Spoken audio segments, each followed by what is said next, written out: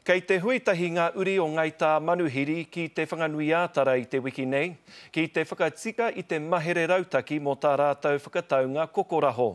Ko Ngaita Manuhiri tētahi o ngā iwi o te rohe o Tūranganui a Kiwa.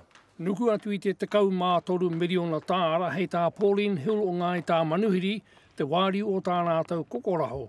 Hei tāpiri atu ki te whakapāha te karauna me ngā pānga whenua ka hoki mai kia rātou. Prior to our starting our negotiations, we actually went out to our people and asked them what they were looking for and through the settlement process. And I guess this part of the process will be talking about what we got and explaining what we didn't get and why.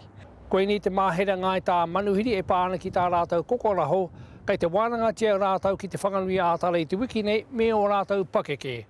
He kaupapa hei tā rātou, ko pau te 18 tau e wānanga tia nei rātou kia tai mai ki tēnei rā. So there'll be no surprises for our people because we've kept them informed all the way along. But I think they'll just want a bit of clarification about some of the things we missed out on. But also celebrating the things we've achieved. Hei te ono karakarano i te ahiahi nei ka tau mai te tira o Ngaita Manuhiri mea rātou pakeke ki te whanganui ātara mō te tuatahi o wānātou hui ki te wānanga i tā rātou māhene kokoraho. We're encouraging all of our people to come and participate. We're anticipating a good turnout, but we do have a number of people who've already voted for our resolutions electronically. So I think the people who will be coming will be seeking clarification on some of the detail in the booklet. Tētahi o ngā take i tino tohe rātau ki te karauna kia whakapū mautia ko te ingo o te kuri a Pāua.